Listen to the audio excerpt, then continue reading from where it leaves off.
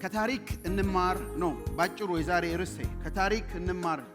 የሚያሳዝነው ግን ከታሪክ የምንማረው ነገር ቢኖር ብሏል አንዱ ጸሐፊ ሲናገር፣ ከታሪክ የምንማረው ነገር ቢኖር ከታሪክ መማር አለመቻላችንን ነው። ከታሪክ የማይማሩ ታሪክን ደግሞ ይደግማሉ። ስለ ታሪክ ብዙ ነገር ተብሏል። ግን ከታሪክ እንማራለን ወይ? የደቡቡ ክፍል የዳዊት ዝርያ የሚመራው ነው። የእስራኤል ለጠላት አልፎ ለአሶርያን እንደተሰጠ እያዩ ከታሪክ ያልተማሩ ናቸው። ታሪክን የደገሙ ናቸው። 130 ዓመታት ያህል የእስራኤሉ ለአሶርያን ከተማረከ በኋላ 130 ዓመት ያህል ኖረዋል። በእነዚህ ጊዜ 8 ነገስታት ነግሰዋል። ዛሬ አራቱን ነው የምናየው። ሁለት መልካም፣ ሁለት መጥፎ የሆኑት ነገስታትን እናያለን። 8 ነገስታት አሉ ከሕዝቅያስ እስከ ሴዴቅያስ። ሴዴቅያስ የሚለው የእንግሊዘኛው በዚህ ነው የሚጀምረው። ዜዴቅያስ ነው የሚለው የዚህ የመጨረሻው ንጉስ ነው።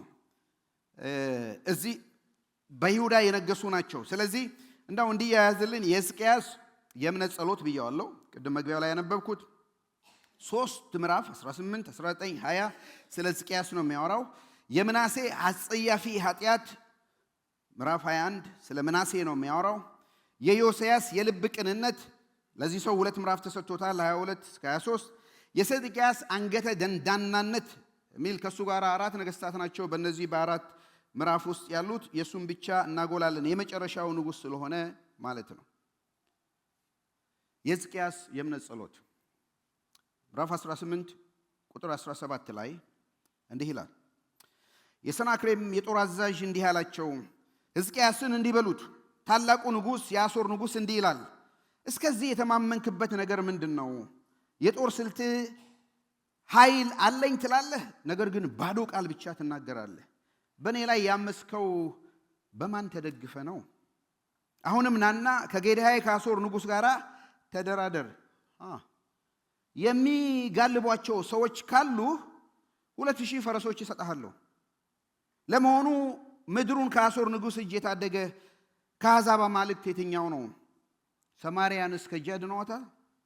ከነዚህ አገሮች አማልክት ሁሉ አገሩን ከእጄ ያዳነ የታደገ ማን ነው አለ። ታዲያ እግዚአብሔር ኢየሩሳሌምን እንዴት ከእጄ ሊታደጋት ይችላል? ኦኬ፣ ሕዝቅያስ ነው፣ የደቡቡ ንጉስ ነው። የሰሜኑ ንጉስ ምን ሆኗል? ተማርኳል በሉኝ። በማ በአሦራውያን ህዝቡን ሁሉ አግዟል። ሰማርያ ፈርሳለች። የሰሜኑ ንጉስ ጠፍቷል። ህዝቡ ተግዟል። የደቡቡ ግን በእግዚአብሔር ቸርነት ተጠብቋል። በዚህ ጊዜ ደግሞ የነበረው ሕዝቅያስ ነው። ስለዚህ የአሦር ንጉስ ሰናክሬም የሚባል ደብዳቤ ይጽፍለታል። እጅን ስጥ፣ ተገዛ፣ መጣብሃለሁ። እንዲህ ሲለው ሕዝቅያስ ህዝቡን ሁሉ ጠርቶ በእግዚአብሔር ታመኑ ይላቸው ነበር። እና ሰናክሬም ምንድን ነው የሚለው? በማን ነው የተማመንከው? ያድነኛል ያልከው ምን ተማምነህ ነው አልገዛም የምትለኝ?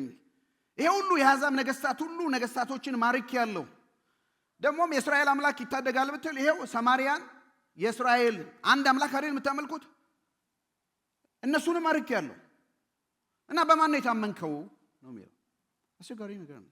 እና በጣም ምጸቱን ይው ሲናገር የሚጋልቧቸው ሰዎች ካገኘህ ከኔ ጋርም ለመቅደም ከፈለክ 2000 ፈረሶች ይሰጥሃለሁ። እግረኛ ምናምን ፈረሰኛ የለህም? ፈረሰኛ ካለ እኔ ፈረሱን ፕሮቫይድ አደርጋለሁ። አንተ ሰው መልምልና ከኔ ጋር ተጋጠም። እንግዲህ ምን አይነት ንቀት እንደሆነ ይሄንን መገመት ትችላለህ። ስብዕና የሚነካ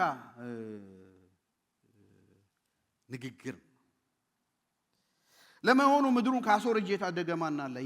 ነገስታቱን ሁሉ የማረከውን አለ። ሰማርያን እንኳን እስራኤልን እንኳን 10 ነገድ እንኳን ማርክ ያለው።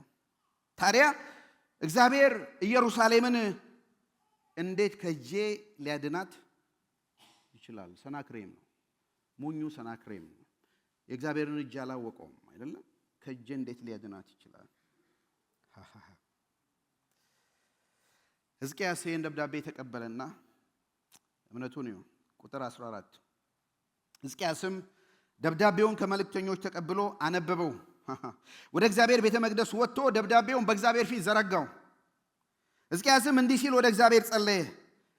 በኪሩቤል ላይ የምትቀመጥ የእስራኤል አምላክ እግዚአብሔር ሆይ በምድር መንግስታት ሁሉ ላይ አንተ ብቻ አምላክ ነህ። ሰማይና ምድርን ፈጥረሃል። አቤቱ እግዚአብሔር ሆይ ጆሮህን አዘንብልና ስማ። አቤቱ እግዚአብሔር ሆይ ዓይኖችን ክፈትና እይ። ሰናክሬም ሕያው እግዚአብሔርን ለመሳደብ የላከውን ቃል ስማ። ዋው ወደድኩት። ሕዝቅያስ እንደገናም እንደሰማ ልብሱን ቀዷል። ዜና ላይም ስታነቡ እዚህም ላይ ስታነቡ ይህን ደብዳቤ እንዳነበበ ደነገጠ፣ ፈራ። እየሮጠ ወዴት ነው የመጣው? ወደ እግዚአብሔር። እግረ መንገድ አንድ ነገር ልናገር ወገኖች ሆይ፣ አስጨናቂ ነገር ስንሰማ፣ የሚያስደነግጥ ነገር ስንሰማ፣ ስለ ጤናችን፣ ስለ ትዳራችን፣ ስለ ትውልዱ፣ ስለ ሀገራችን ስንሰማ ወዴት ነው የምንሄደው? ወዴት ነው የምንሄደው? የሞት ዜና ነው የሰማው፣ አስከፊ ነገር ነው የሰማው። በእግዚአብሔር ፊት መጣና ደብዳቤውን ይኸው ጌታ ሆይ በመቅደሱ እግዚአብሔር ባለበት ስሜ በሚጠራበት በዚህ ቦታ ለሚጸለይ ጸሎት ዓይኖቼ ያያሉ፣ ጆሮቼ ይሰማሉ አላለም ሰለሞን ዴዲኬት ሲያደርገው? ስለዚህ ያንን ተስፋ ይዞ እግዚአብሔር ሆይ ይኸው መጣሁ እዚህ ቦታ፣ ሰለሞን የጸለየበት ቦታ፣ ቤቴ ለአሕዛብ ሁሉ የጸሎት ቤት እንኳን ይባል፣ ይኸው መጣሁ። እግዚአብሔር ሆይ ዓይኖች ይከፈቱና ይሄንን ደብዳቤ ጆሮችም ተከፍተው ደግሞ የዚህን ሰውዬ ስድብ ይመልከት። ወደ እግዚአብሔር ቤት መጣ። ወገኖች ሆይ ብዙ ጊዜ የመጨረሻ ሪዞሉሽናችን ነው አይደል? ወደ እግዚአብሔር ቤት መምጣት፣ ወደ እግዚአብሔር ቤት መምጣት። ከዚህ ከንጉሥ የምንማረው ይሄ ነው። ከዚህ ወዴት እንሄዳለን? ወደ እግዚአብሔር ቤት ይዞት መጣው። ምናልባት ዛሬ ይዛችሁት የመጣችሁ ነገር ካለ በኋላ እንጸልያለን። የሐኪም ሪፖርት ሰምታችሁ ኤምአርአይ፣ ሲቲ ስካን፣ ሌሎችም ነገር ዲያግኖስ የተደረገ ነገር አላችሁ የሰማችሁት፣ ሰሞኑ የከፈታችሁት፣ በእግዚአብሔር ፊት እናምጣው። እግዚአብሔር ታማኝ ነው፣ ይመለከታል፣ ያያል፣ ያደምጣል፣ ጸሎትን ደግሞ ይመልሳል። ሕዝቅያስ ግን አንድ እውነተኛ ነገር ተናገረ፣ ብዙዎች የሌለን እኛ። ይህን ከጸለየ በኋላ እንዲህ ያለ ቁጥር 17 19 እግዚአብሔር ሆይ የአሦር ነገሥታት እውነትም እነዚህን አሕዛብ ምድራቸውን ምን አድርገዋል? አጥፍተዋል። እውነት ነው፣ አጥፍተዋል። አማልክቶቻቸውን በእሳት ውስጥ ጥለው አቃጥለዋቸዋል።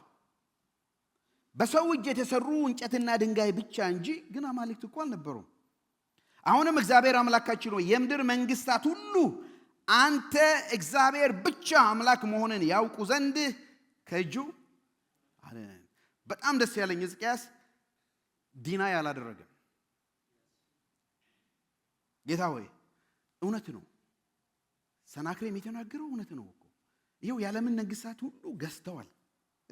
የአሦር ነገሥታት እውነትም እነዚህን አሕዛብ ምድራቸውን አጥፍተዋል፣ አቃጥለዋል። እውነት ነው። እና ልቡ ጌታ ሆይ እውነት እኮ ነው፣ እውነት ነው፣ አጥፍተዋል። እንዴ እሺ አሕዛብ እንኳን እንዳላቸው እስራኤልን 10ሩ ነገድ ያለበትን እነሱንም እኮ ይዘዋል። እኔ በምድር ነው ተርፈው ሆነዋል። ግን አለ የእነሱ የአሕዛብ እኮ አማልክቶቻቸው አጋንንት ነበሩ፣ የሰው እጅ ሥራ ነበሩ። እግዚአብሔር ሆይ አንተ የምድር መንግስታት ሁሉ ገዢ ነህ፣ አንተ ብቻ ነህ። እባክህ ይሄን እጸልያለሁ፣ አንተ ብቻ አምላክ መሆን ይታወቅ፣ ከእጁ አድነን። ከእጄ ማን ነው የሚያድናችሁ? አይደለም። ዋው! ኢንፎርምድ የሆነ ጸሎት፣ በእውቀት የሆነ ጸሎት፣ ታርጌትድ የሆነ ጸሎት ነው የሚጸልየው። ወገኖች ሆይ ዲና ያናርግ። እንደ ፓረንት በጣም እያሳደጋችሁ ያላችሁ በልጆቻችሁ በራሳችሁም ጤንነት ቢሆን ለሚደረገው ነገር ሰከንድ ኦፒኒየን መጠየቅ ጥሩ ነው። በየቦታው ማድረግ የሚገባውን ነገር ማድረግ ጥሩ ነው። ሕክምና መንፈሳዊነት አይቃወምም። እግዚአብሔር ተአምራቱ ብዙ ነው፣ በሚፈልገው ነገር ያደርጋል። መድኃኒቱን ተው ጣሉ እያሉ እነሱ ግን መድኃኒት እየወጡ የሚሰብኩን ናቸው። ግን ቱሌት ከሆነ በኋላ እነቃለን፣ ምንም ነገር የለም። ሕዝቅያስ የጸለየው ጸሎት ይሄ ነው። ደብዳቤውን እኔ የሰጡንን እኔ በእግዚአብሔር ፊት እናምጣው፣ በቅዱሳን ኅብረት እናምጣው፣ በሚጸልዩልን ሰዎች ፊት እናምጣው፣ በእግዚአብሔር ፊት እንውደቅ። እግዚአብሔር ይሄ ነው የተባለው፣ አንተ ግን ምን ትላለህ? አንተ ግን ምን ትላለህ? አቤቱ ራራልን፣ ማርን፣ ምሕረትና ቸርነት ይብዛልን ብለን በእግዚአብሔር ፊት ልንጸልይ ይገባል። የእግዚአብሔር መልስ ይሁን። ዋው!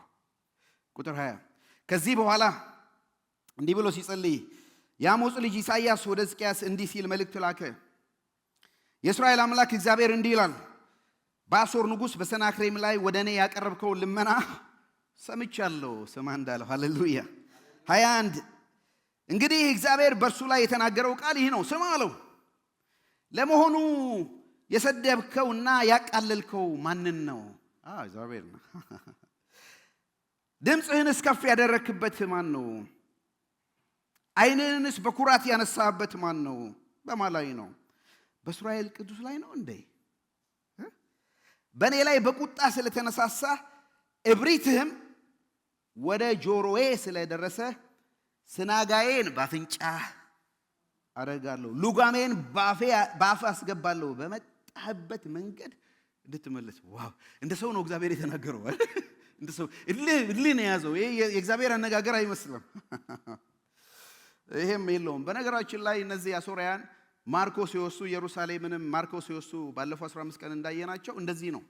የማረኩትን ሕዝብ አፍንጫቸው ላይ እዚህ ይቀዱና በዚህ መሃል ይጎትታሉ፣ አንገታቸው ላይ አድርገው እንደሱ ነው የሚያግዙት። የእስራኤልን ሕዝብ እንደዛ ነው እስራኤል ንጉሥ ያጋዙት። እና ደግሞ አሦር ምን ብሎ ነበረ? እንዳው ካንተ ጋር መዋጋት የሚችል ካለ እኔ ፈረስ እሰጥሃለሁ። ሰው አለ አይደል ያለው እግዚአብሔር። እኔ አንተ ራሱ እንደ ፈረስ አደርግሃለሁ፣ መልስሃለሁ አለው። እግዚአብሔር ትዕቢተኞችን ይቃወማል፣ ለትሑታን ግን ምን ያደርጋል? ጸጋውን ያበዛል። የሰናክሬምን አሟሟት ይሁ እግዚአብሔር እንደተናገረው 19:35 ላይ በዛች ሌሊት የእግዚአብሔር መልአክ ወጣ፣ ከአሦራውያን ሰፈር 185,000 ሰው ገደለ። ሰዎቹ ማለዳ ሲነሱ ቦታው ሬሳ በሬሳ ነበር። 36 ስለዚህ የአሦር ንጉሥ ሰናክሬም ወደ ነነዌ ተመልሶ በዚያው ተቀመጠ። ከነነዌ ነው የመጣው፣ ዋና መናገሻ ከተማው። አዞርሃለሁ አላለው፣ ወደ ነነዌ ፈረጠጠ። 37 ናስካር በተባለው አምላኩ ቤተ ጣዖት ገብቶ በመስገድ ላይ ሳለ አድራሜሌክና ሳርሳር የተባሉ ልጆቹ በሰይፍ ገደሉት። ከዚያም አምልጠው ወደ አራራት ሸሹ። ልጁ አስራዶን በምትኩ ነገሰ። አሁን ይህ ሰውዬ መጥቶ ተባሮ ከመጣ እሱም እንደ ልክ ሕዝቅያስ ቤተ መቅደስ እንደመጣ እሱም የአምላኩ ቤተ መቅደስ መጣ ሊለምን። የሕዝቅያስ አምላክ በቤተ መቅደሱ ተለምኖት አዳነው አይደል? የዚህ ሰው በአምላኩ ቤት ደግሞ ሲደፋ የገዛ የራሱ ልጆች መጡና ደፉት። በመጣበት እመልስሃለሁ።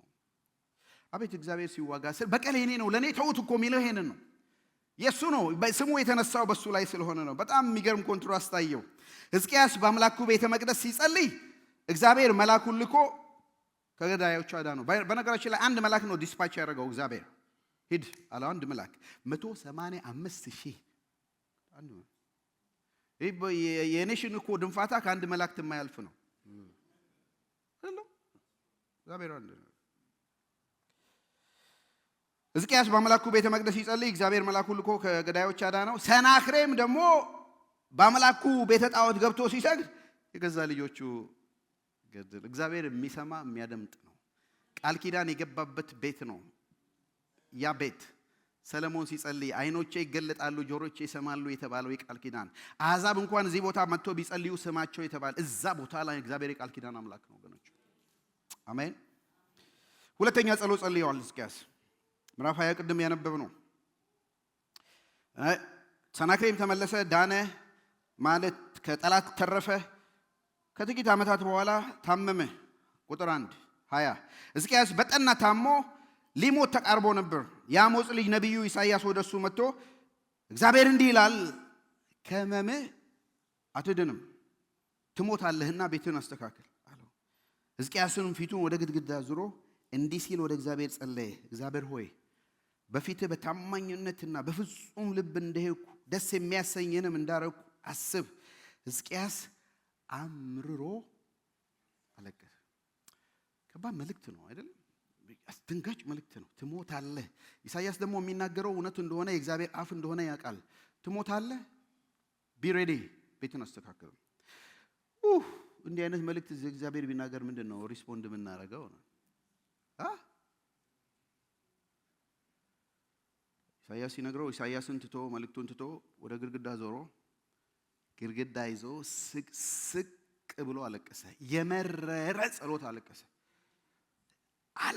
ከልብ ይሁን። እግዚአብሔር ሆይ ከጠላቱ አርፏል። ጥሩ ነገር እየመጣ ነው። ምድሪቱን እግዚአብሔር እየባረከ ነው። ልጅም አልነበረውም።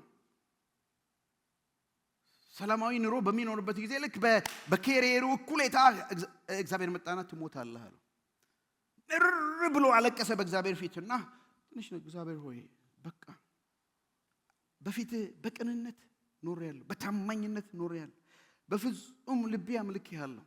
ያው በብሉይ ኪዳን ዘዳግም ላይ እንዳያችሁት እግዚአብሔር ካመለካችሁ ከሰራችሁ እግዚአብሔር ይባርካችኋል፣ በረከትን ይሰጣችኋል አይደል? እምቢ ካላችሁ ካመጻችሁ ሞት ያመጣባችሁ እና እግዚአብሔር ሆይ እንዴ ፍርደ ገምድል አትሁን፣ አትሊስት በገባኝ መጠን አገልግያለሁ፣ እሱን ይልኝ ብሎ ጮኸ፣ አምርሮ አለቀሰ።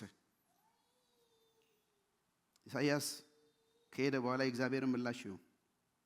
ኢሳይያስም የመካከለኛውን አደባባይ አልፎ ከመሄዱ በፊት እዛው ከቤተ መንግስቱ ሳይወጣ ነው የእግዚአብሔር ቃል እንዲህ ሲል መጣለት ወደ ኢሳይያስ፣ ተመለስና የሕዝቤን አለቃ ሕዝቅያስን እንዲህ በለው፣ የአባትህ የዳዊት አምላክ እግዚአብሔር እንዲህ ይላል፣ ጸሎትህን ሰምቻለሁ፣ እናንብበው፣ እንባህንም አይቻለሁ፣ እነሆ እፈውስሃለሁ። ክብር ለእግዚአብሔር ይሁን። በዚህ በረከት ልባርካችሁ። እግዚአብሔር ጸሎታችሁን ይስማ፣ እንባችሁን ይመልከት፣ ደዌያችሁን ይፈውስ። የሕዝቅያስ አምላክ ይህን ያድርግ። ቁጥር 6 በእድሜ ላይ 15 ዓመት እጨምርልሃለሁ፣ አንተና ይችን ከተማ ከአሦር ንጉሥ እጅ እታደጋለሁ። ስለ እኔ ስለ ራሴና ስለ ባሪያዬ ስለ ዳዊት ስል ይችን ከተማ እከላከልላታለሁ። እኔ ራሴ አሜን አሜን። ክብር ለእግዚአብሔር ይሁን። እኔ ስለ ራሴ ስል ከዳዊት ጋር ስላለኝ ቃል ኪዳን ይችን ከተማ እታደጋለሁ፣ አንተም 15 ዓመት ጨምሬልሃለሁ። ዋው! ከዛ በኋላ ምን አይነት ህይወት እንደሚኖር ታውቃላችሁ? በጣም የታደለ ሰው ነው። ሌሎች ሰዎች የማያውቁትን አንድ እውቀት አውቀዋል። ከ15 ዓመት በኋላ ይሞታል። ስለዚህ ካላንደር ይዞ መቁጠር ነው አይደል? ቁጥር ነው። የምትሞቱበትን ብታውቁ ጉድ ኒውስ ነው እንዴ? አሁን እንደንገስ ጉድ ኒውስ አይመስለኝም። 14 ቀረኝ፣ 13 ቀረኝ፣ 12 እኛ እኮ ብዙ ጊዜ እንኖራለን ብለን ስለምናስብ ነው አይደል? 11 ቀን ነኝ ምናምን 15 ዓመት you may wonder ምን አረገ በ15 ዓመቱ ይሰው? ፎከስ የሆነ ኑሮ ኖረ፣ እግዚአብሔርን ፈራ፣ አመለከ። እንዴት ነው የኖረው? ምላሽ ይሰጠናል መጽሐፍ ቅዱስ። እንመጣለን ወደሱ። ከዛ በኋላ ሌላ ትርኪት ገጠመው። ሁለተኛ ነገሥት 20 አንድ ታሪክ አለ ከ12 በዚያን ጊዜ የባቢሎን ንጉሥ የባልዳን ልጅ ሞርዶክ ባልዳን የሕዝቅያስን መታመም ሰምቶ ስለነበረ ደብዳቤና ገጸ በረከት ለሕዝቅያስ ላከለት። ሕዝቅያስን መልእክተኞችን ተቀብሎ በዕቃ ቤት ያለውን ሁሉ ብሩን፣ ወርቁን፣ ቅመማ ቅመሙን፣ ከፍ ያለውን ዋጋ ያለውን ዘይት፣ የጦር መሳሪያ ግምጃ ቤቱን፣ በቀረውም ግምጃ ቤት ያለውን በሙሉ አሳያቸው። በቤተ መንግስቱ ሆነ በመላው ግዛቱ ሕዝቅያስ ሳያሳያቸው የቀረ ምንም ነገር አልነበረም። ከዚያ ነቢዩ ኢሳይያስ ወደ ንጉሡ ሕዝቅያስ መጥቶ እነዚህ ሰዎች ምን አሉህ አለው። ወደ አንተ ዘንድ የመጡት ከየት ነው አለው። ሕዝቅያስም መልሶ የመጡትማ ከሩቅ አገር ነው፣ ከባቢሎን ነው። ነቢዩም በቤተ መንግስት ምን አዩ አለው ሲል ጠየቀ። ያላዩት ምን አለ ብሎ መለሰ። በቤተ መንግስት ሁሉንም አይተዋል፣ በግምጃ ቤቶቼም ሳላሳያቸው የቀረ ነገር የለም አለ። ሁለተኛ ዜና ስለዚህ ሰው ስታነቡ እግዚአብሔር ያለውን ረስቶ የልቡ እብሪት እንዲህ ያደረገው ይላል። ትዕቢት መጣበት፣ መንግስቱ ጸና፣ ከሰናክሬም እጅ አዳነው፣ ብር፣ ወርቅ፣ ግምጃ፣ ብልጥግና አገኘ። አሁን ተኩራራ እና እንደውም ምንድነው አሳየዋቸው፣ የኔን ነው ያለው። የኔን እንደውም እግዚአብሔር የሰጠኝን እግዚአብሔርንም አይደለም አሳየዋቸው፣ ብሬንም ወርቄንም አሳያቸው። ሁሉንም አዩ።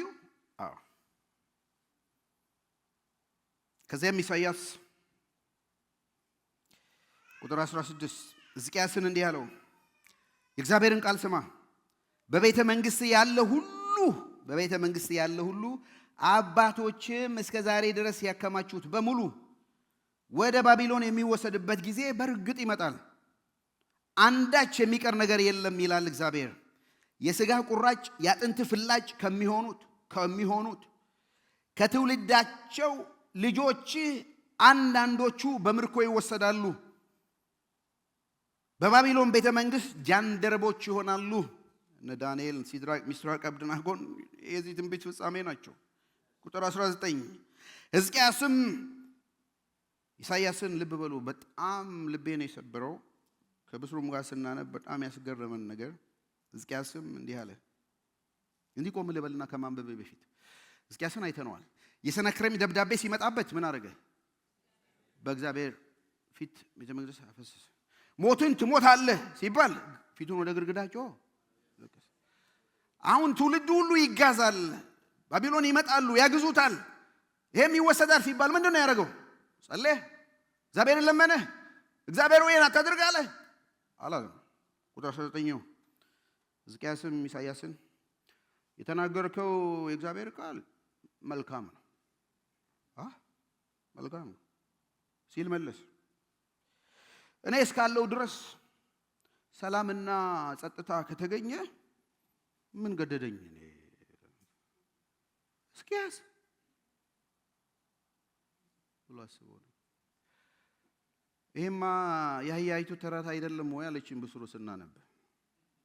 የአህያይቱ ተረት ምንድን ነው? እኔ ከሞት ወዲያ ሰርዶ አይብቀል። ሕዝቅያስ አስገርመኝ፣ በጣም አሳዘነኝ። ግዴለሽነቱ እንዴ! ለመንግስቱ ለስራው በእግዚአብሔር ፊት መጥቶ የተመረረ ሰው፣ ስለ ጤናው ዞር ብሎ የመረረ ለቅሶ ያለቀሰ ሰው፣ ስለ ትውልዱ ማይገደው፣ ስለሚቀጥለው ጄኔሬሽን ማይገደው፣ በኔ ዘመን ጤና ከሆነ፣ በኔ ዘመን ሰላም ከሆነ፣ በኔ ዘመን ምን አገባኝ ታዘብኩት አልኩና እኔንም እሱ ውስጥ አገኘሁት። ጸሎታችሁን እስዩ። ምን ጸልየውን ጸሎት እኔ ምን ለምነውን ልመና እኔ በቅዱሳን ንብረት ባገኘነው አጋጣሚ ምን ጸልየውን ጸሎት እኔ ስለ ጤናችን ነው፣ ጥሩ ነው። ስለ ስራችን ነው፣ ጥሩ ነው። ስለ እግዚአብሔር ስለሰጠን ነገር ነው፣ ጥሩ ነው።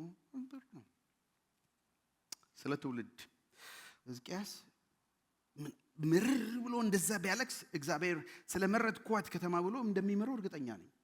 አድርጎለታል 2 ጊዜ። ግን ከትውልዶች አንዳንዶቹ ጃንደረባ ይሆናሉ፣ ይሰለባሉ ማለት ነው እኮ። ባቢሎን ምድር ይሄዳሉ ብሎ የተናገረው ችግረኝ በኔ ዘመን ካልሆነ የሱ ያለ መጸለይ ውጤት ናቸው እነዚህ። እግዚአብሔር ረቷቸው በባዕድ ምድር እነ ሲድራቅ እና አናንያ፣ ሚሳኤል፣ አዛርያ የነበሩት እነ ዳንኤል። ታውቃላችሁ ወገኖች ሆይ የትውልድ ኃላፊነት አለብን። እኔ ከሞት ወዲያ ሰርዶ አይብቀል የሚባል ነገር አይሰራም። ትልቁን የእግዚአብሔር ንጉሥ የጣለ ነገር ነው። ሕዝቅያስ ስለ መንግስቱ ጉዳይ ወደ መቅደሱ ገብቶ ልብሱን ቀዶ የጸለየ ሰውዬ አልኩት እኔ። ስለ ጤንነቱ ጉዳይ ወደ ግድግዳ ዞር ብሎ አምሮሮ ያለቀሰ ሰውዬ ስለ መጪው ትውልድ ጉዳይ ግድ የሌለው ሰው መሆኑ ገርሞኛል። ኦብሰስድ ነን በራሳችን ጉዳይ፣ በራሳችን ዙሪያ የተጠመድን ብዙ ነገር ሲባል የኛ ነገር ዙሪያ ላይ ያለን ነን። እግዚአብሔር አይኖቻችንን ይክፈት። ሕዝቅያስ ጋር እንመጣለን። ሁለተኛው ሰው የምናሴ አጸያፊ ኃጢአት ነው።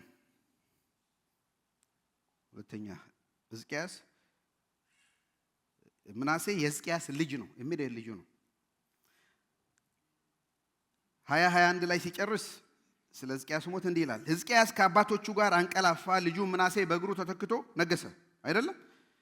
ምዕራፍ 21 ቁጥር 1 ነው። ምናሴ በነገሰ ጊዜ ዕድሜው ስንት ዓመት ነበር? 12 ዓመት ነበር። በኢየሩሳሌም ተቀምጦ 55 ዓመት ገዛ። እናቱም ሐሴባ ትባል ነበር። ዋው! ኦኬ፣ ካልኩሌሽኑ እናምጣ። ሕዝቅያስ ስንት ዓመት ተጨመረለት? 15 ዓመት። እሱ ሞተና ልጁ ምናሴ ነገሰ። ምናሴ ሲነግስ ስንት ዓመቱ ነበር? 12 ዓመት። ስለዚህ ምናሴ የተወለደው እግዚአብሔር ለሕዝቅያስ በጨመረለት 15 ዓመት ውስጥ ነው አይደል? ምናልባት ከዳነ ከተጨመረለት በኋላ ከ3 ዓመት በኋላ ነው የወለደው ማለት ልክ ነው። ተግባባን። ምንም ካልኩሌሽን አያስፈልገው። ብዙ የመጽሐፍ ቅዱስ አስተማሪዎችም ሪሰርች አድርጌያለሁ። ይሄ ብቻ ነበር ልጁ፣ ምናሴ ብቻ ነበር፣ ሌላ ልጅ አልነበረው። በዛ ከተቀጠለለት በኋላ የተጨመረ ነው። የምናሴን ስራ እዩ። እግዚአብሔርም ቁጥር 2 ላይ ከእስራኤላውያን ፊት አሳዶ ያስወጣቸውን የአሕዛብን አጸያፊ ልማድ በመከተል በእግዚአብሔር ፊት ክፉ ድርጊት ፈጸመማ ምናሴ። አባቱ ሕዝቅያስ ይኸውላችሁ፣ አባቱ ሕዝቅያስ የደመሰሳቸውን የኮረብታ ላይ ማምለኪያ ስፍራዎች መልሶ ሰራ። የእስራኤል ንጉሥ አካብ እንዳደረገ ሁሉ እሱም ለበዓል መሠዊያዎች አቆመ፣ የአሼራን ምስል አምዶች ሰራ። እንዲሁም ለሰማይ ከዋክብት ሰራዊት ሁሉ ሰገደ፣ አመለካቸው። ቆም ልበል እግረ መንገድ አንድ መልካም ኑሮ የኖሩ ሰዎች፣ ጥሩ ኑሮ የኖሩ ሰዎች ልጆቻቸው በዛ መንገድ ላይሄዱ ይችላሉ። ምክንያቱም በመልካም መንገድ መሄድ የራስ ምርጫ ነው፣ የማንም ምርጫ አይደለም። ልጆቻችንን በእኛ ስር እስካሉ ልናሳድጋቸው ልንመራቸው እንችላለን። ካደጉ በኋላ ሙሉ ሰው ናቸው። እግዚአብሔር አዳምን ፈጥሮ አትብላ በበላ ጊዜ ትሞታለህ ብሎ ምርጫ ሰጥቶታል። በኃጢአት ከወደቀማ በኋላ ምርጫው ወደ ኃጢአት ያዘነበለ ነው። ብዙ ጊዜ ልጆች በሚወስዱት እርምጃ ወላጆች ናቸው የሚኮነኑት። አይደለም። እኛ አሁን ቢሄቭ ያደረግነው ወላጆቻችን ተጠያቂ አይደሉም። የራሳችን የህይወት ምርጫ ነው። ስለዚህ በጣም ጥሩ ምግባር ያላቸው በእግዚአብሔር ስርዓት ልጆቻቸውን ያሳደጉ የመሩ እንዲጸልዩ፣ እንዲያነብቡ፣ ዲቮሽን እንዲያደርጉ አስተምሮ ያሳደጉ ልጆቻቸው የራሳቸው ምርጫ ሊመርጡ ይችላሉ። አንዳንድ አሁን የፓረንቲንግ ትምህርት እየተባለ የወላጆች ትምህርት እየተባለ የምንሰማው በዩቲዩብ በምናምን የምናደርገው አንድ ጥቅስ አለ። ልጅን በሚሄድበት መንገድ ምራው። ልጆቻችን ሮንግ ቾይስ ከወሰዱ ፓረንት የእናንተ ችግር ነው፣ ከመጀመሪያ ከመሰረቱ ስላላረጋችሁ ነው ብለው ፓረንትን በጊልት ኮንደምን የሚያደርግ ነገር አለ። ኖ ይሄም መሰለ ጥሩ ሰው መጨረሻ ላይ ስለሱ ሰልፊሽ ሆነ እንጂ እንዲህ አይነት ምርጫ ሊመርጡ ይችላሉ። እያንዳንዱ ኃጢአትን የምትሰራ ነፍስ እሷ ትሞታለች ነው። እያንዳንዳችን በምንሰራው ስራ ተጠያቂ ነን። ወላጆቻችን አይጠየቁም፣ ስለኛ ልጆቻችን አይጠየቁም። በምንሰራው ስራ እኛ ነን ተጠያቂዎች። እንጸልያለን ልጆቻችን መልካም እንዲመርጡ፣ ቀና መንገድ እንዲመርጡ እንመክራለን። ከፓረንቲንግ ወደ ፓርትነሪንግ እንቀየራለን። አድገውም እንኳን የወጡ ልጆች ካሉን እንጸልይላቸዋለን እግዚአብሔር እንዲመራቸው። ያ የጠፋው ልጅ አባት በየጊዜው ማዶ እያየ እንደሚጠብቅ እንጠብቃለን እግዚአብሔር እንዲመልሳቸው እንጂ በጊልት ሆነን አንኖርም። ሰዎች ምርጫ አላቸው። የሕዝቅያስ አጸያፊውን ኃጢአት ይሁን የገዛ ወንድ ልጁን በሳት ሰዋ። ሁለተኛ ነገር የመጨረሻ በሁለቱም ቁጥር 5 የእግዚአብሔር ቤተ መቅደስ አደባባዮች ለሁሉም የሰማይ ከዋክብት ሰራዊት መሠዊያ ሰራ። የገዛ ወንድ ልጁን በሳት ሰዋ። አስማት፣ መተት፣ ጥንቆላ አደረገ። ሙታን ጠሪዎችን፣ መናፍስት ሳቢዎችን ጠየቀ። ለቁጣ ያነሳሳው ዘንድ በእግዚአብሔር ፊት እጅግ ክፉ ነገር አደረገ። ይልቁንም ምናሴ በእግዚአብሔር ፊት ክፉ ድርጊት እንዲፈጽም ይሁዳን ካሳተበት ኃጢአት ሌላ ኢየሩሳሌም ከዳር እስከ ዳር እስኪሞላ ድረስ ብዙ ንጹህ ደም አፈሰሰ። ለሞስ ዊክድ የሆነ ኪንግ ነው ምናሴ።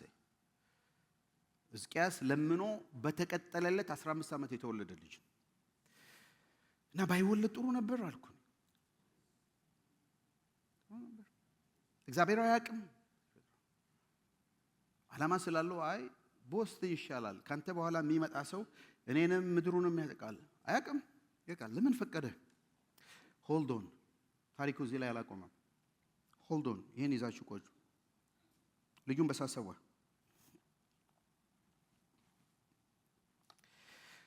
እግዚአብሔር ያስጸየፈው ኃጢአት ይሄ ነበር። ልጁን ሰዋ። መጀመሪያውኑ አሕዛብን ያባረራቸው ትዝ ይላችኋል አይደል? ስናጠና አሕዛብን አባረሬ ምድራቸውን ሰጣቸዋለሁ ሲል ለእስራኤል ሰዎች ከግብፅ ለወጡት ለሙሴም ለኢያሱ ምን ነበር ያላቸው? አሕዛቦች ምን ልማድ አላቸው? አጸያፊ ልጆቻቸው ለአማልክት ይሰዋል።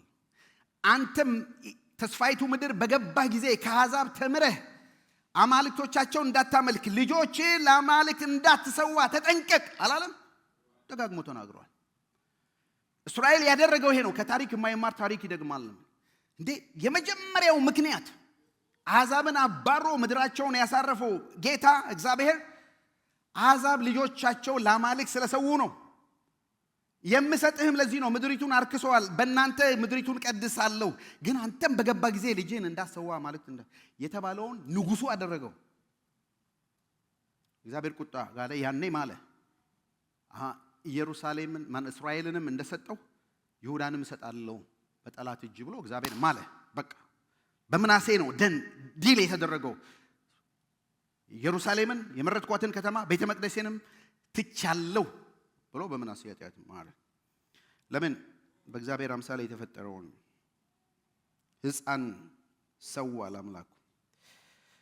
1973 ነው አይደለም? ሮቪ ዌድ የሚባለው የአቦርሽን ህግ የወጣው ከ1973 እስከ 2023 50 ዓመት ነበር። ሃፍ ሴንቸሪ ነበር። በእነዚህ ዓመታት ታውቃላችሁ ዩኤስ ላይ አሁን አትሄዱ። በጣም ያስደነገጠኝ ነገር አቦርሽን 65,464,760 በሃፍ ሴንቸሪ ውስጥ 65.5 በሉት ሚሊየን ልጆች በአሜሪካ በ50 ዓመት ውስጥ ተሰውተዋል። በሳት ተቃጥለዋል። በማህፀን ያሉ ልጆች ተገድለዋል። የእግዚአብሔር ቁጣ እንዴት እንዳልነደደ እናውቃለን። በትውልድ በትንሽ ፒል፣ በትንሽ መቀስ፣ በትንሽ ማውጫ የእግዚአብሔር አምሳል ወድቋል።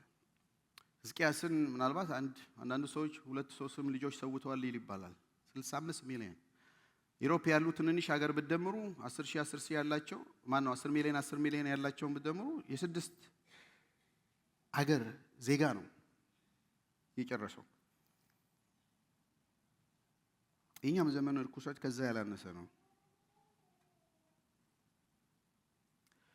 ታዲያ የሚገርመው ሕዝቅያስ እንዳለው ለራሳችን ጸልየን ምርር ብለን አልቅሰን ስለ ስራችን ጸልየን ስለ ጤናችን ስለ ትውልዱ አያገባንም ስንል ዜጋ የሆናችሁን ቻሌንጅ ላርጋችሁ። ማንን ነው የምትመርጡት?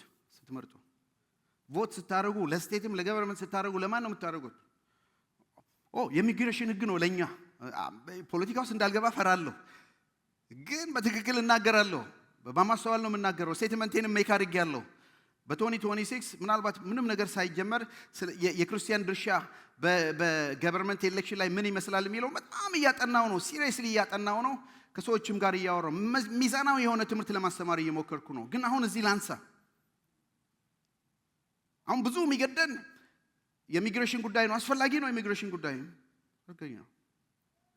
እሱን ያለ ሰው ነው እንጂ ስለ አቦርሽን አያገባንም። እኛ ተናግረን ሊቀር ነው እንደ እነሱ መግደላቸው አይቀርም ነው ምንለው። እንደ አማኝ ማለት ነው። ሰው አይደለም የምንመርጠው፣ ፓርቲ አይደለም የምንመርጠው፣ ፖሊሲ ነው የምንመርጠው፣ እምነታቸውን ነው የምንመርጠው። መጽሐፍ ቅዱስ ከሚናገረው ነገር ጋር አስተያየተን ምን ኃላፊነት አለብን ኃላፊነት እንደ አለብን ኃላፊነት አለብን። እግዚአብሔርን የሚያሳዝን ነገር እንዳንሰራ እዚህ ላይ ቆማለሁ። የእግዚአብሔርን ፍትሃዊነት ነኝ። ቁጥር 10-21 እግዚአብሔር በባሪያዎቹ በነቢያት አማካኝነት እንዲህ ሲል ተናገረ። የይሁዳ ንጉሥ ምናሴ ይህን ሁሉ አጸያፊ ኃጢአት ሰርቷል። ከሱ በፊት ከነበሩት አሞራውያን ይልቅ ክፉ ድርጊት ፈጽሟል። ይሁዳንም በጣዖቱ አስቷል። ስለዚህ የእስራኤል አምላክ እግዚአብሔር የሚለው ይህ ነው፣ ለሚሰማ ሁሉ ጆሮ ጭው እንደሚል የሚያደርግ ክፉ መከራ በኢየሩሳሌምና በይሁዳ ላይ ያመጣለሁ። በሰማሪያ ላይ ያዘጋጀሁትን መለኪያ ገመድ የአካብን ቤት የለካውበትን ቱንቢ በኢየሩሳሌም ላይ ዘረጋለሁ። አንድ ሳህን እንደሚወለውል ከወለወለ በኋላ እንደሚገለብጠው እኔም ኢየሩሳሌምን ወልውዬ ገለብጣታለሁ። የርስቴን ቅሬታ ተዋቸዋለሁ፣ ለጠላቶች አሳልፌ እሰጣቸዋለሁ። ለጠላቶቻቸው ሁሉ ብዝበዛና ምርኮ ይሆናሉ። ይህን የማደርገው ቁጥር 15 የቀድሞ አባቶቻቸው ከግብፅ ምድር ከወጡ በኋላ አንስቶ እስከ ዛሬ ድረስ በፊቴ ክፉ ድርጊት ስለፈጸሙና ለቁጣ ስላነሳሱኝ ነው። እግዚአብሔር ፍትሃዊ ነው። አሕዛብን ልጆቻቸውን ሰውታቸዋል ብሎ ከምድራቸው ከነቀላቸው ይሁዳ እስራኤል ስለሆኑ ሕዝቤ ነው ብለው እነሱም ልጆቻቸውን ሲዘውሉ አይ አልነካቸውም አይልም። ያንን በሜጀር ባረኩበት ገመድ አሕዛብን በለካውበት መለኪያ በኖርዝም ያለችው ኢየሩሳሌም ነው እስራኤልን በለካውበት መለኪያ ይሁዳንም እለካለሁ። እግዚአብሔር ፍትሃዊ ነው ወገኖች። ጀስቲስ እግዚአብሔር ዘንድ ነው ያለው። ለአሕዛብ ሌላ ስታንዳርድ፣ ለአማኝ ሌላ ስታንዳርድ የለውም። እሱም በተመለከተ እቀጣለሁ፣ እችንም ከተማ ትቻታለሁ፣ ኢየሩሳሌም ትቻለሁ ብሎ ማለ። እግዚአብሔር ፍትሃዊ ነው። ግን ሆልድ ኦን ፍትሃዊነቱን ብቻ አጉልቶ ቢያሳይ ኖሮ በፊቱ ማንም አይቆምም ነበር። እግዚአብሔር ደግሞ የምሕረት አምላክ ነው። ሁለተኛ ነገሥት በምሕረቱ ነው የሚጨርሰው። እዛ ላይ እንመጣለን። ሶስተኛው ንጉሥ ኢዮስያስ ይባላል።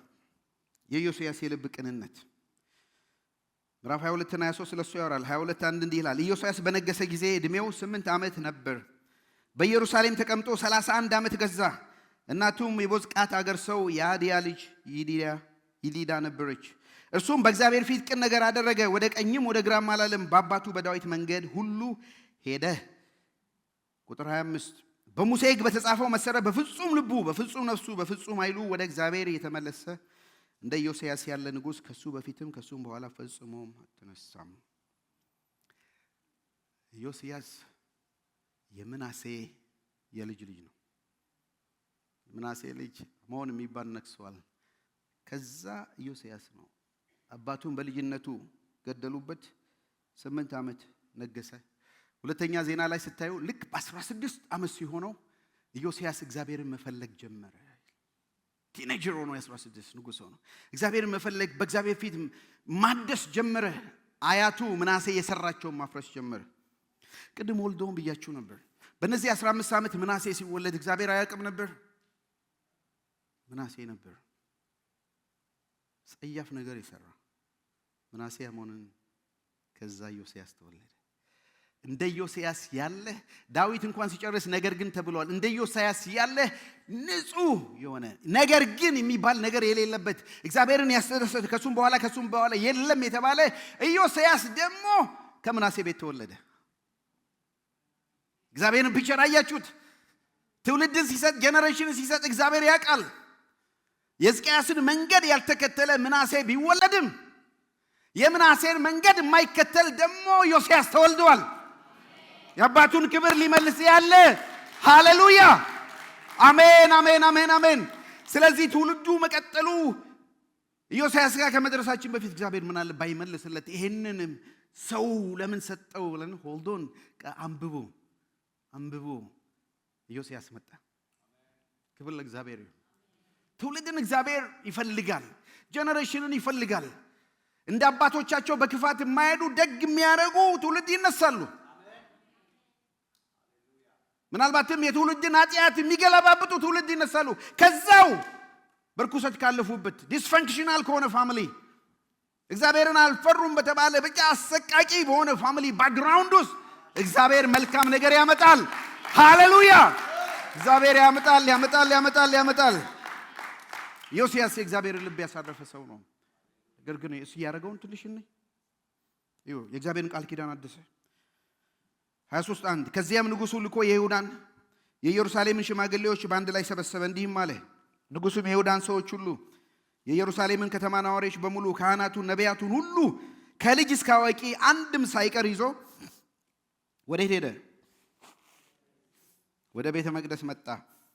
በእግዚአብሔርም ቤተ መቅደስ የተገኘውን የኪዳኑን መጽሐፍ ቃል በሙሉ በጆሮአቸው እንዲሰሙ አነበበላቸው ራሱ።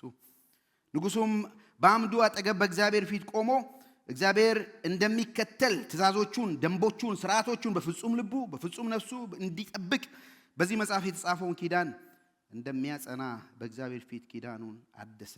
ሕዝቡም ሁሉ ኪዳኑን ሲያድስ ቤተ መቅደሱ እነ ምናሴ ያቆሽሸውታል። ከሱም በኋላ የነበረው አርክሰውታል፣ ዘግተዋል በሩን። እግዚአብሔር እንዳይመለክ አድርገዋል። 16 ዓመት ሆነው እግዚአብሔርን ሲፈልግ ሄዱና ካህናቶችን በሩን ክፈቱ፣ የተዘጋው ቤት ይከፈት፣ የአምልኮ ቤቱ ይከፈት፣ ቤተ መቅደሱ ይከፈታል፣ አጽዱት አለ። ገንዘብ የሚሰበሰብ ተሰበሰበ። ሰዎች በታማኝነት ያገለገሉ ጀመር። ከዛ አንድ ቀን አንዱ መጣና እንዴ በእግዚአብሔር ቤት ውስጥ አገኘ ነው አለው። ምኑን? የሕጉን መጽሐፍ። ሞስት ላይክሊ የሙሴ መጽሐፍት ናቸው። አንዳንዶች ግን የዘዳግምን ይሆናል ያገኘው ይላሉ። እና አመጣለት። ይሄው አገኘው። ምን? የእግዚአብሔርን ቃል ተገኘ። አዋራውን አራግፎና እስቲ አንብብልኝ አለው። ሲያነብለት ማቅ ለበሰ፣ አዘነ፣ አለቀሰ። ከዛ ይሄን መጽሐፍ ያዘና ህዝቡን ሁሉ ካዋቂ አስጠራ። ኑ ወደ ቤተ መቅደስ እንገናኝ። ቤተ መቅደሱ ታድሷል፣ ህንፃው ቆሟል፣ ሁሉ ነገር ታድሷል። አሁን መታዘዝ ያለበት የቃል ኪዳኑ ቃል ነው። ስለዚህ እሱ ራሱ እንደ ካህን ሆኖ ቃሉን ከፈተና አነበበላቸው። ወገኖች ሆይ ሪቫይቫል በዮሴያስ ዘመን እንደነበረ ሪቫይቫል አልነበረም። የእስራኤል ህዝብ ከግብፅ ከወጡ ጀምሮ እንደዛ አይነት ፋሲካ አክብሮ አያውቁም ነበር ይላል። ትልቅ መነቃቃት ነው። ከየት ነው የጀመረው? በልቡ እግዚአብሔርን ይፈልግ ጀመር።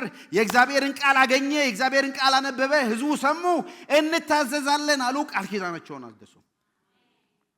ሪቫይቫል ይምጣ ከተባለ ቃሉ ልባቸውን ሲቀመጥ፣ ቃሉ ይነበብ፣ ቃሉ ይደመጥ፣ ቃሉ ይተዘዝ። ሃሌሉያ። ይሄ የምሰሙት ቃል ይጥቀማችሁ ወገኖች ሆይ፣ ይጥቀማችሁ፣ ህይወታችሁን ይለውጥ። ለፍርድ አይሆንባችሁ ለሌላ ነገር። እኔም ለምሰብከው እዚህ ላለሁት የባሰውን ፍርድ እንዳልቀበል እግዚአብሔር ልቤን ይለውጥ። ቃል ኪዳኑን አደሰ። ይሄ ብቻ አይደለም፣ መሠዊያዎቹን ሁሉ አፈረሰ። የይሁዳ ከተሞችን በኢየሩሳሌም ዙሪያ ኮረብቶች ላይ ዕጣን እንዲያጥኑ የይሁዳ ነገሥታት የሾሟቸውን የጣዖት ካህን አባረረ። ይሄን በሉልኝ። እንዲሁም ለበዓል፣ ለፀሐይ፣ ለጨረቃ፣ ለስብስብ ከዋክብት፣ ለመላው የሰማይ ክብር ሰራዊት የሚያጥኑትን ምን አረገ? አስወገደ። እንዲሁም ስለ አምልኮ በአደ ስርዓት በእግዚአብሔር ቤተ መቅደስ ውስጥ የቤተ ጣዖት ወንደቃዎችን፣ ጌዎች፣ ሌዝቢያን ማለት ነው፣ ክፍሎችን፣ ሴቶች የሚገርማችሁ ክፍል ነበራቸው እነዚህ ሰዎች። የሚያሳዝን ነገር ነው። ለየሼራ መጋረጃ የሚፈትሉባቸውን ክፍሎች አፈረሰ። እስራኤልን ባሳተው በናባጥሪ በኢዮርብዓም የተሰራውን መሰዊያ፣ በቤቴል የነበረውን ያን የኮረብታ ማምለኪያ ስፍራ፣ መሰዊያ ያለበትን ያን የኮረብታ ማምለኪያ ስፍራ እንኳን እንደዚሁ አፈረሰ። ድንጋዮችን ሰባበረ፣ እንደ ዱቄትም አደቀቃቸው። እንዲሁም በይሁዳና በኢየሩሳሌም የተገኙ ሌሎች አጸያፊ ነገሮችን ሁሉ፣ አጸያፊ ነገር አያቱ ያቆመውን አስወገደ፣ አፈረሰ፣ ታድሶ አመጣ። ክብር ለእግዚአብሔር ይሁን። እንዲህ አይነት ታድሶ ያስፈልግ። ሰው ከእግዚአብሔር ቃል ጋር ሲገናኝ፣ የእግዚአብሔር ቃል ሲነካው ታድሶ ይመጣል። አጸያፊ ነገር ራሱ ቃሉ ያስወግደዋል። ቃሉ በውስጣችን ሲሆን ሲቀመጥ ሲያድግ አጸያፊው ነገር ያስወግዳል በእግዚአብሔር ቃል። ቅድም ዳንኤል እንደተናገረው ከግንዱ ጋር ስንጣበቅ ነው ፍሬ የምናፈራው። ህይወት ከዛ ውስጥ ነው የሚወጣው። ይሄም ደግሞ ከእግዚአብሔር ቃል ጋር ሲኖረን፣ ክብር ለእግዚአብሔር ይሁን። ኃጢአት ያስቸገረናልና በብዙ ነገር እንወጥቃለን፣ እንሳለን፣ ታሪክ እንደጋግማለን አይደል ወገኖች ሆይ? የእግዚአብሔርን ቃል እናንብብ፣ እናጥና። ቃሉ ኃይል አለው፣ ስልጣን አለው፣ ይቀድሳል። ጎልማሳ መንገዱን በምን ያነጻል? አቤቱ ቃልህን በመጠበቅ ነው። ቃልህ ቅዱስ ነው አይደለም? በቃልህ ቀድሳቸው። ይቀድሳል። የእግዚአብሔር ኃይል ይሰጣል፣ አቅም ይሰጣል፣ ጉልበት ይሰጣል። ኃጢአትን ኖ ማለት እንድንችል ይረዳናል። ታድሶ ይምጣ ከተባለ የእግዚአብሔር ቃል ሊመለስ ይገባዋል። በጣም አሳዛኙ በሌላ በኩል አስደሳችሁን ዜና ልንገራችሁ። ሁለተኛ ነገሥት 23 ላይ ይህ ሁሉ ሆኖ ኢዮስያስ ይህ ሁሉ ታድሶ አድርጎ ይህ ሁሉ ሆኖ እንኳ ይላል፣ ይህም ሆኖ እንኳ ኢዮስያስ አድሶም አባሮም እንኳ ይህ ሆኖ እንኳ ለቁጣ እንዲያነሳሳ ምናሴ ካደረጋቸው ነገሮች ሁሉ የተነሳ እግዚአብሔር በይሁዳ ላይ ከነደደው ካስፈሪው ቁጣው ገና አንብቡልኝ አልበረደም ነበር።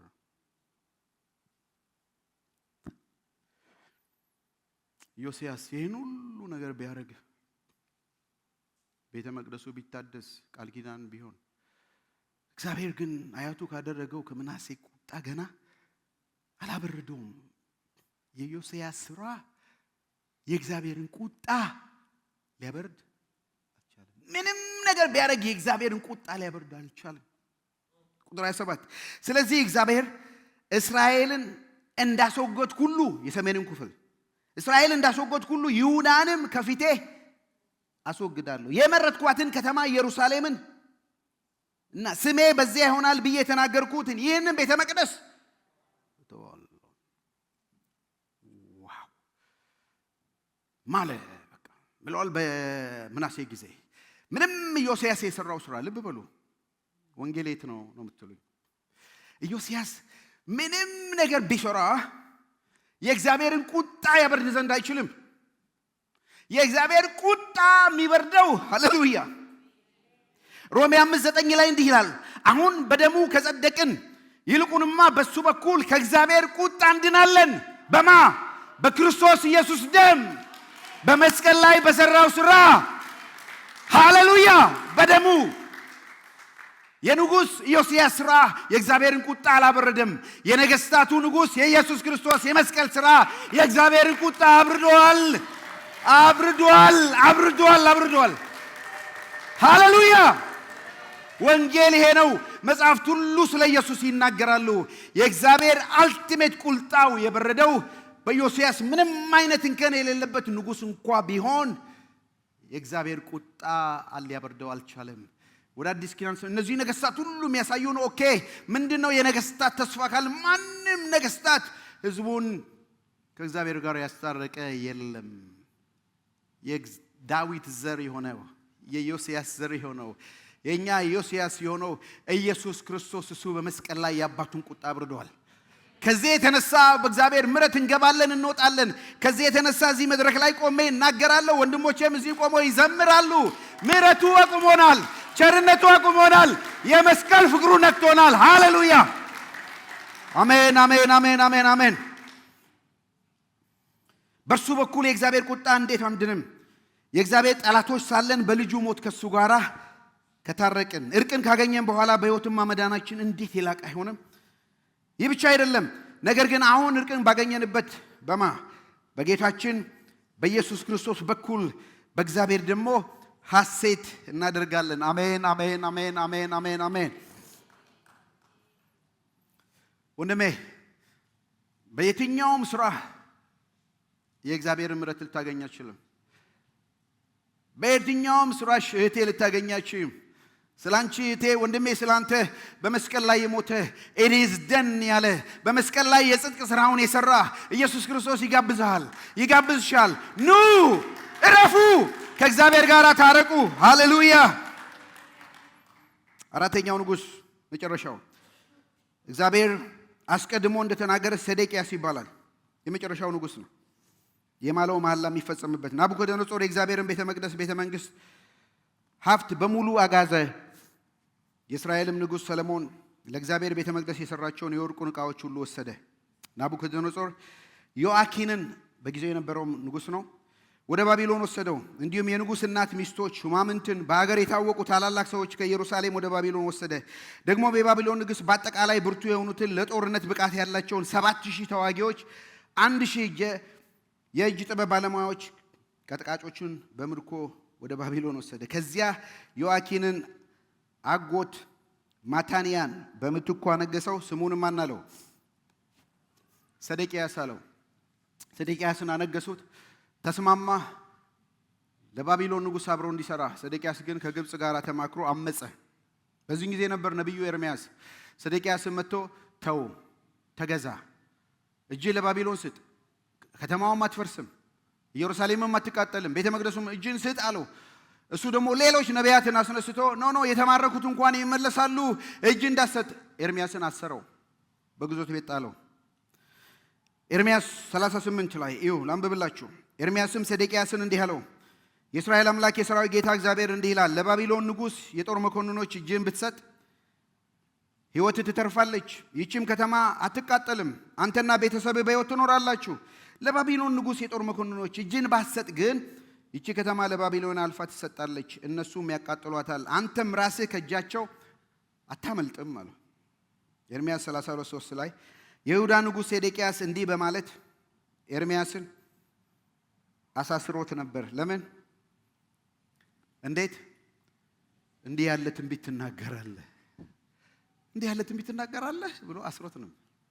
ደጋግሞ ይጠይቀው ነበር። አንብቡት ኤርምያስን። እዛ ስንደርስ ለኤርምያስ እናነባለን። ምንም አትሆንም አለው። ግን ሌሎች ኖ ኤርምያስንም እሰረው አሉ ነቢያቶች። የሆነውን ይሁን። የሴዴቅያስን ፍጻሜ 25:6 ባቢሎናውያንም መጡ፣ ሴዴቅያስንም ያዙት። በዚያን ጊዜ ሪብላ ወደ ነበረው ወደ ባቢሎን ንጉሥ አመጡት። በዚያም የባቢሎን ንጉሥ ፈረደበት። ሴዴቅያስ ዓይኑ እያየ ወንዶች ልጆቹን ምን አደረጉበት? ገደሉበት። ከዚያም 2 ዓይኖቹን በማውጣት በናስ ሰንሰለት አስረው ወደ ባቢሎን። ብዙ ጊዜ ተነግሮት አንገቱን ያደነደነ ምን ይሆናል ነው የሚለው፣ አንገቱ ይሰበራል። ሴዴቅያስ 2ቱ ምዕራፍ ስታነቡት የመጨረሻዎቹ ምዕራፍ አንገቱን ያደነደነ። ኤርምያስን በጣም ብታነቡ ከ10 ምዕራፍ በላይ በኤርምያስና በሴዴቅያስ ያለ ኮንቨርሴሽን ታያላችሁ። አልሰማለ መጡ፣ ወሰዱት። በጣም ብሩታል መሆናቸውን፣ ባቢሎናን ጨካኝ መሆናቸውን ዕንባቆም እንኳን የለመነው በዚህ ጊዜ ነው። እንዴት ቅዱሱን ሕዝብ ለዚህ ያሳልፈ ሰጣለ ያለው። በጣም መራራ የሆኑ ከአሦራውያንም የባሱ ናቸው። ሴዴቅያስን ከያዙት በኋላ ልጆቹን አመጡ፣ ወንዶች ልጆቹን ዓይኑ እያየ ገደሏቸው። ከዛም የገዛ ዓይኑን አወጡት፣ እጆቹን አስረው ወሰዱት። የሴዴቅያስ የመጨረሻ ቪዥኑ፣ የመጨረሻ እይታው፣ ይህን ዓለም ያይበት የነበረው የመጨረሻው የተቋጨው በማን ነው? በልጆቹ መገደል ነው። ዘመኑን ሁሉ የሚጸጽተው፣ ዘመኑን ሁሉ ባሰበ ቁጥር የመጨረሻ ልጆቹ በፊቱ የተሰዉበትን ነው በቁሙ የገደሉት ነው። ለምን ይሄ ሁሉ ሆነ? እግዚአብሔርን ስላልሰማ፣ ስላልታዘዘ። ወገኖች ሆይ እግዚአብሔር ምን እያላችሁ ነው? ምንድነው ዛሬ ጠዋት የሚለን? ሰሞኑ የሚላችሁ ምንድነው? በምትሰሙት በምታዩት ወገኖች ሆይ ለምናችኋለሁ። እግዚአብሔር ለሚናገራችሁ ቃል ምላሽ ስጡ፣ ምላሽ ስጡ። ይጥቀማችሁ የምትሰሙት ቃል። ከዛ እግዚአብሔር የማለውን ይሁን። የባቢሎን ንጉሥ ናቡከደነጾር 25 የመጨረሻው ምዕራፍ በነገሰ በ19ኛው ዓመት በ5ኛው ወር ከወሩም በ7ኛው ቀን የባቢሎን ንጉሥ ባለሟል የክብር ዘበኞች አዛዥ የነበረው ናቡዘረዳን ወደ ኢየሩሳሌም መጣ። የእግዚአብሔርን ቤተ መቅደስ ቤተ መንግስቱን እንዲሁም በኢየሩሳሌም የሚገኙ ቤቶች ሁሉ በእሳት አቃጠለ። እያንዳንዱም ትልልቅ ሕንፃዎች በእሳት በክብር ዘብ አዛዥ የተመራውን መላ የባቢሎን ሰራዊት በኢየሩሳሌም ዙሪያ የነበረውን ቅጥር አፈረሱ። ይህም ይሁዳንም ከምድር በዚህ ሁኔታ ተማርከው ኢየሩሳሌም ጋየች። ሰሎሞን የሰራው ቤተ መቅደስ ጋየ። ሰሎሞን ራሱ ያሰራው ቤተ መንግስት እነዚህም ነገስታት የሰሩት ጋየ። በሴዴቅያስ የእግዚአብሔርን ቃል አለመስማት፣ አለመመለስ። እንደ መሪ ኃላፊነት አለብን ወገኖች ሆይ እግዚአብሔርን ልንሰማ ይገባል። እንደ ቤተሰብ እንደ አባትና እናት ኃላፊነት አለባችሁ ለልጆቻችሁ የእግዚአብሔርን ቃል ለመስማት። እንደ ቤተ ክርስቲያን መሪ መጋቢ ኃላፊነት አለብኝ። እንደምንመራው ህዝብ ኃላፊነት አለብን ወገኖች ሆይ እግዚአብሔርን መስማት። ግን የመጨረሻ ታሪክ ሁለተኛ ነገሥት ሲያልቅ የአንደኛ ነገሥትና ሁለተኛ በድሮ መጽሐፍ አንድ ነው ብያቸዋለሁ። የነገስታትን ታሪክ ሲቋጭ 40 ነገስታት ነው ያወራው። አንደኛ ነገሥትና ሁለተኛ ነገሥታት አይደለም። ይህ ሁሉ ከጨረሰ በኋላ በዚህ ታሪክ ነው የቋጨው። ሁለተኛ ነገሥት 3 ቁጥር ላይ አንድ ታሪክ ይነግረናል። የይሁዳ ንጉሥ ዮአኪን በተማረከ በ37ኛው ዓመት በ12ኛው ወር ከወሩም በ27ኛው ቀን 38 ዓመት ማለት ነው። ዮርማ ሮዴክ በባቢሎን በነገሰ በዓመቱ ዮአኪንን ከወይን ፈታው። መጀመሪያው ናቡከደነጾር የወሰደው ዮአኪን የሚባል ነው። ከ37 ዓመት በኋላ የመጣው ንጉሥ ፈታው። በመልካም ቃል አናገረው። ከራሱም ጋር በባቢሎን በምርኮ ከነበሩት ነገስታት ይልቅ ከፍ ባለ የክብር ቦታ አስቀመጠው። ዮአኪንም የእስር ቤት ልብሱን ጣለ። የእስራኤል የይሁዳ ንጉሥ የነበረ ነው። እስከ ዕድሜው ፍጻሜ ድረስ ከንጉሱ ማዕድ ዘወትር ይመገብ ነበር። ንጉሱም ለዮአኪም እስከ ዕድሜው ፍጻሜ ድረስ የዕለት ቀለቡን ይሰጠው ነበር። አለቀ። ነገሥት ታሪክ። እግዚአብሔር ፍትሐዊ ነው ብያቸዋለሁ። ፍትሐዊ ብቻ ቢሆን አሳዛኝ ታሪክ ነበር። እግዚአብሔር ደግሞ የምሕረት አምላክ ነው። ሌላ ተስፋ። ከ38 ዓመት በፊት የታሰረው ንጉሥ ተፈታ። የእስር ቤት ልብሱን አወለቀ። ቤተ መንግስቱ ገባ። አንድ ቀን ደግሞ ከዚህ ሰው ዘር የሚመጣ ንጉሥ ይመጣል። እየሄደ ሲመጣ ወደ ኢየሱስ ክርስቶስ ይደርሳል። የዳዊት ልጅ ኢየሱስ ክርስቶስ ይመጣል። እግዚአብሔር የቃል ኪዳን አምላክ ነው። ቢቆጣ ምሕረቱ አለ እዛ ውስጥ። በቁጣ ውስጥ ምሕረቱ አለ። ለዚህ ነው ያልጠፋ ነው። ከእግዚአብሔር ምሕረት የተነሳ ነው። ቸርነቱ አያልቅም፣ ምህራዩ ብዙ ነው። ማለዳ ማለዳ አዲስ ነው። ሃሌሉያ! ዛሬ በአዲስ ኪዳን ላለ ለኛ ትምህርቱ ይሄ ነው። መልእክቱ ይሄ ነው። ወገኖች ሆይ የእግዚአብሔር ቁጣ በመስቀል ላይ በኢየሱስ በርዷል። ከዚህ የተነሳ የዓመተ ምሕረት ሰዎች ሆነናል። እግዚአብሔር የማረን ሰዎች ነን። የትኛውም ስራችን ያጸድቀናል ብለን አናስብ። በጣም ልብ በሉ፣ አዳምጡ። ድነታችን ኢየሱስ በመስቀል ላይ ጨርሶታል። የቱም ነገር ብሰሩ ኢዮስያስ የሰራው ስራ እግዚአብሔርን አይን አልሳበውም፣ ቁጣውን አላበረደም። ምንም ይሄን በማድረጌ ድናለሁ፣ ይሄን በማድረጌ ድናለሁ፣ ይሄን በመጸሎቴ ምናምን ድናለሁ የሚባል ነገር የለም። ድነታችን በመስቀሉ ላይ በኢየሱስ ክርስቶስ ሥራ ተፈጽሟል። ሃሌሉያ! እሱ በከፈተልን በር እንገባለን። እሱ በቀደደው በር እንገባለን። ስራችንን በመስቀል ጨርሶታል። ኢትስ ደን ብሎታል። የእግዚአብሔር ቁጣ በርዷል። እኛና እግዚአብሔር ታርቀናል። አባትና ልጅ ሆነናል። ክብር ለእግዚአብሔር ይሁን። መልእክቴ ከታሪክ እንማር። ከሕዝቅያስ የእምነት ጸሎት እንማር። ከምናሴ ጸያፊ ኃጢአት እንጠንቀቅ። ከኢዮስያስ የልብ ቅንነት እንማር። ከሴዴቅያስ አንገተ ደንዳናነት እንማር። ባጭር ቃል ከቀደሙት እንማር። ለኛ ተጽፏል። ጥሩ ነገራቸውን እንውሰድ፣ መጥፎ ነገራቸውን እንተው። ከዘመናችን ሰዎች እንማር። ከኛ በፊት ቀድመው ከሄዱ ሰዎች እንማር። ሌላው ቢቀር ከራሳችን ጥፋት እንማር። አምና ካጠፋ ነው፣ የዛሬ 2 ዓመት 3 ዓመት ካጠፋ ነው እንማር። ለትምህርታችን ተጽፏል። ከሁሉ በላይ ግን ወገኖች ሆይ የእግዚአብሔርን ቁጣ ያበረደው የእግዚአብሔር ልጅ ኢየሱስ ክርስቶስ እውነተኛ ንጉሥ፣ የነገስታት ንጉሥ ኢየሱስ ክርስቶስ ነው። ያብን ቁጣ ያበረደልን እሱ ነው። ክብር ለእግዚአብሔር ይሁን።